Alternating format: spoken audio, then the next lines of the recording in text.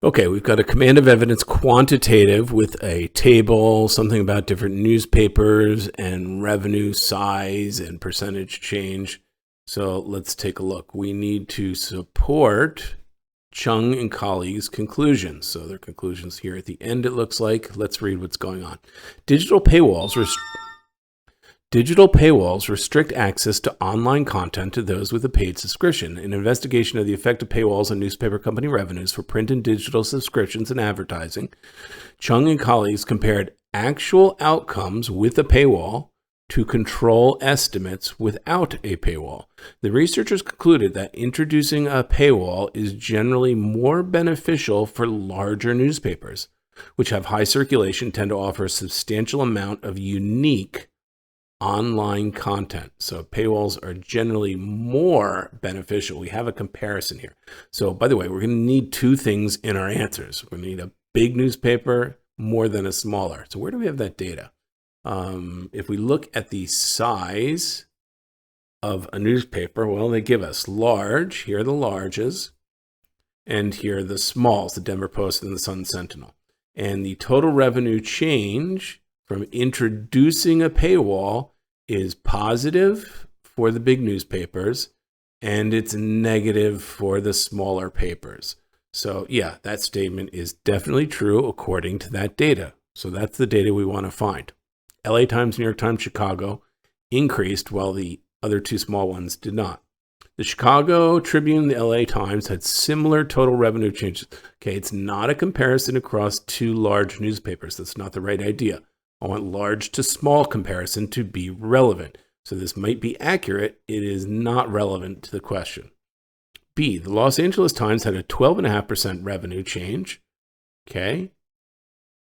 While the Chicago Tribune had a 19% revenue change. So those are perhaps accurate facts or details, but they are not relevant to the question. I need two things compared, the big to the small. C, the New York Times had a 20% revenue change. That looks correct, yes. Well, the Denver Post had a negative 1% revenue change. That shows big to small. This could well be our answer. It's accurate to the graph and it's relevant. So I'm going to check that. Let's just read D. The Denver Post had only a minus 1% revenue change, which was the smallest percentage change. No, that's irrelevant that the Denver Post was the smallest change.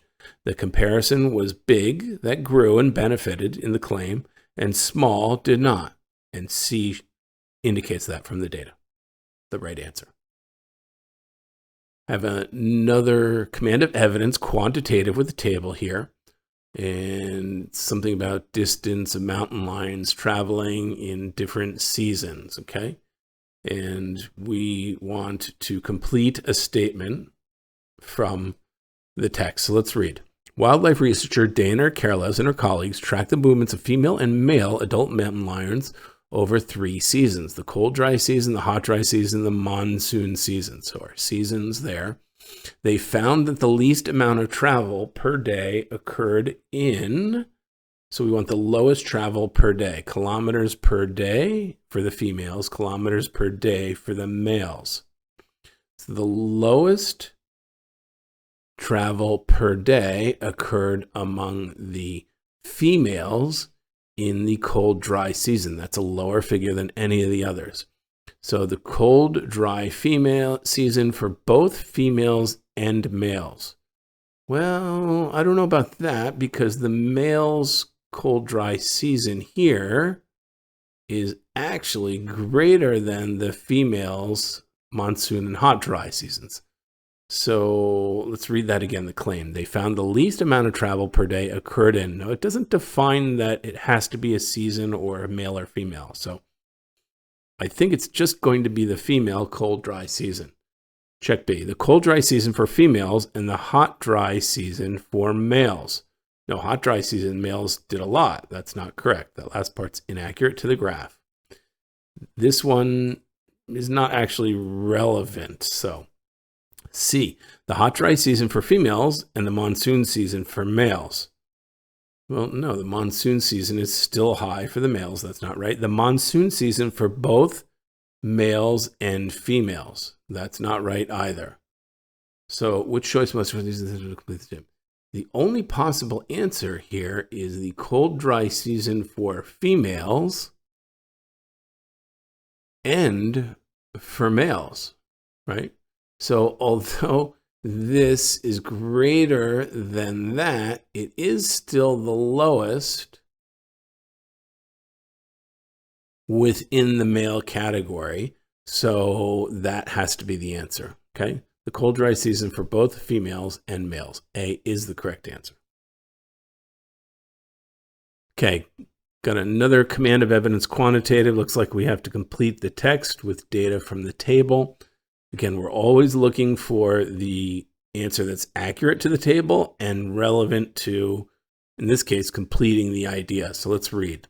A city's Parks and Recreation Department is interested in providing residents with more opportunities for bicycling in their neighborhoods. They're considering adding more bike paths and conducted a survey to understand where demand for more bike paths is highest. The survey indicated the highest level of demand, with 88% of the residents interested in adding more bike paths, is in the city's southwest.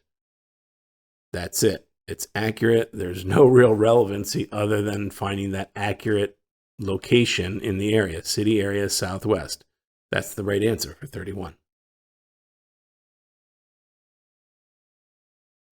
Okay, and we need to weaken, in this case, support the researcher's claim, command of evidence. And we usually see the claim at the end. Looks like it's there. Let's read the whole text to get the idea. The Milky Way galaxy is composed of millions of stars in a relatively flat structure containing a thin disk and a thick disk. Based on computer simulations and analysis of data on the brightness, position, and chemical composition of about 250,000 stars in the thick disk, collected from 2 telescopes, one in China and one orbiting in space, astrophysicists such and such claim that the thick disk of the Milky Way formed in 2 distinct phases rather than a single one. Okay, so we need something that supports the idea of the thick disk occurring in 2 separate phases. The telescope used by the researchers have detected stars of similar ages in galaxies other than the Milky Way. That says nothing about the thick Milky Way occurring in 2 stages.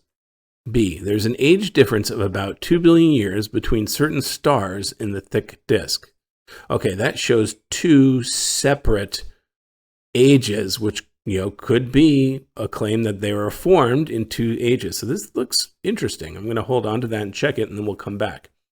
The thin disk contains about twice as many stars that can be seen. No, it's not a comparison of thin disk to thick disk. That's not right. Wrong comparison here. The stars in the Milky Way tend to have very similar compositions. That says nothing about occurring in 2 phases.